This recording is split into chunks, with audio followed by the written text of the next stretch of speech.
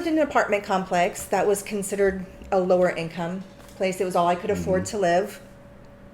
And when I say that I was the only white person in the complex, I genuinely mean I was the only white person in the complex. I think that's when your awakening began. My son and I were the only white people in this complex. And if I'm being perfectly honest, I was scared. It terrified me because I grew up believing what most Americans have believed about black people as a whole. The criminalization of black people is something that has taken heart with a lot of Americans, whether they realize it or not. And lots of times you don't even think about it till you're in a situation. All of a sudden that fear creeps in, whether it's walking past a black man, all of a sudden I'm holding my purse a little closer. Yeah. Or I'm kind of just scooting a little off to the side because I see a black man with a hoodie walking towards me, and all of a sudden instantly I feel uncomfortable. Right. And it's just subconsciously, these are natural reactions. It's not that we think about it. I think they are natural reactions, and I think that your perspective of it is very, very powerful. Right, it's trained into us, into our psyche. It's nature versus nurture. Right. What's nurtured in us and trained by us and taught to us. I think that what's tragic and frightening right now in America is, even as a black man, I haven't recognized this level of fear in the eyes of white people for a very long time. It actually is frightening to me. Right, when you're walking down the street, or I'm jogging because I'm late to work or whatever it is, and all of a sudden there's a poor, not a poor in the sense of monetary, but poor as in weak or frail grandma in the parking lot, and I see terror in her eyes. It breaks my heart. Right, I'm just driving because I'm late for work, and this poor thing thinks I'm literally coming to devour. I don't know what's running through their minds. I turn on the television now, and I just saw on Facebook this horrible, ugly woman, angry as can be. There's a black jogger jogging by. This white gal is walking the opposite direction. She's drinking a soda pop. And all of a sudden, as the jogger runs by, she takes the soda pop and throws it at her as hard as she can. It shatters in a million directions.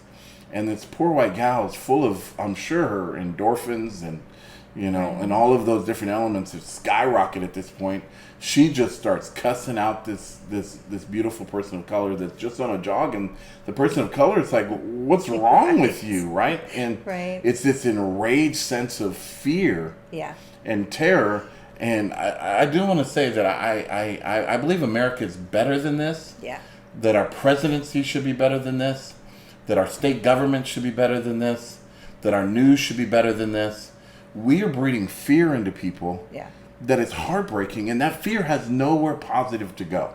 It's not going to lead us to a great outcome, whatever president ends up being elected.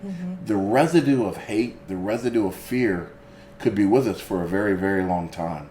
And so I wanted to take a moment, because I think that you're on something with this story of privilege, and I want you to get back on track there. But people, we got to get away from fear and step back into love and realize there's a great Cat Williams segment that's going around right now. Makes me almost want to cry and laugh at the same time. But you guys have been waiting on us to be angry for 400 years. And he says we're better than that. And I believe that. We are better than that. We do not want to turn hate for hate. We know better than that. We don't want to turn the violence that's been cast upon us for so many years back upon those who have cast it upon us. We know that according to Dr. King and according to truth, right, darkness can't drive out darkness. Only light can do that, right? Hate can't drive out hate. Only love can do that. And so we'll get off my soapbox a little bit so you can finish your story.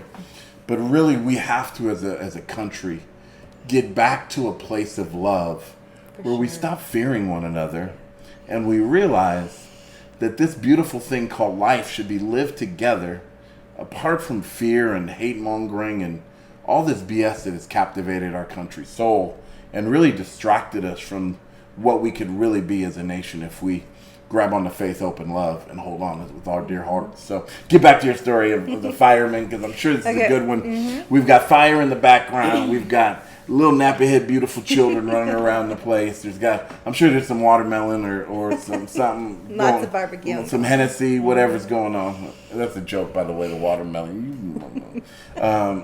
So tell us a little bit, what happens now? It's in the middle of the night. So, just to back up just a little bit to finish on how I felt about living there, because I think that plays a huge role in the progression of how my understanding of culture changed. Right, that's good. So when I moved in there, like I said, I was genuinely afraid. I was literally the only white person, my son and I, living there. And the manager there put me in an apartment that was close to a couple grandmas because she thought that I'd feel safer. Make you feel good. It'd make me feel good, and I would feel safer there. Grandma, mama, take care of you. All right. So she put us in an apartment next to them. And it took several months, honestly, before I started to not feel scared. Right. And when you deal with culture, as we're talking about, one thing that I was not used to is how loud Black people get. Culturally. When they're having conversations or they're mad or fighting, it goes from 0 to 100 in 5 seconds. And growing up, at least in my home, my parents didn't really fight in front of us. They fought in the bedroom. So we didn't grow up hearing parents yelling and screaming at each other, loud fights breaking out. So when somebody was really loud, they were angry. That meant something bad was going to happen. You would always interpret that as immediate danger or potential violence, right? For sure, 100%. It's embarrassing to admit this, but I'm all about transparency. And I remember at one point in time, there was a huge fight that broke out down in my building. 12 people out there. There was yelling, screaming, fighting going on. And I remember holding my son, who was probably about 2 years old at the time, in tears, hiding in my closet because I was terrified. Wow. I was like, is somebody going to start shooting? Because the first assumption that a lot of people have, unfortunately, is that, Black people have guns, And I just thought, is a bullet going to fly through my apartment window? Is somebody going to break into my apartment? These were things that I was genuinely scared of.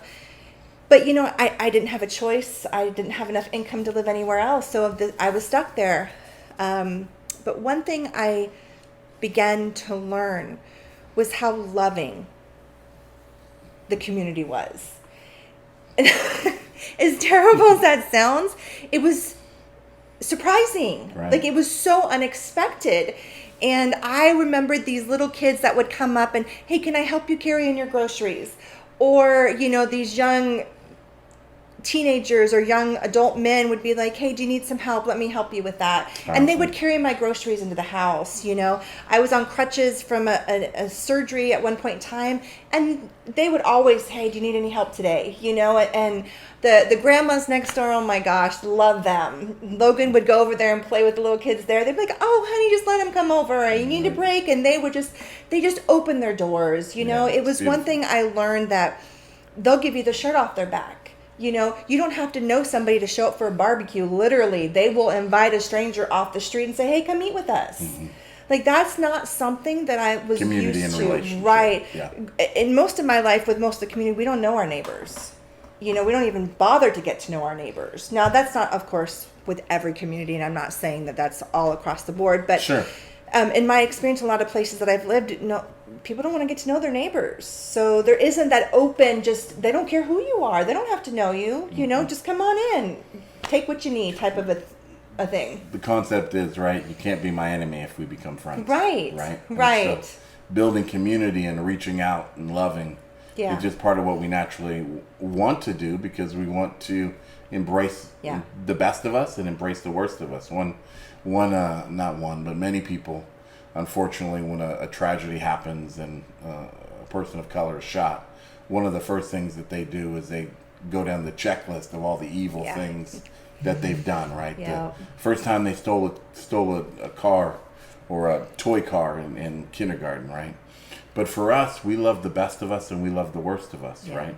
We want to embrace the entirety of our community, because we know that we rise together and we fall together. And so I guess being from the minority group, it's always been easier. Now I'm thankful, because my mom is white. So I had the privilege of kind of growing up in the hood with a white mom that was doing the same thing as our people of color neighbors were doing. And so she taught me very early.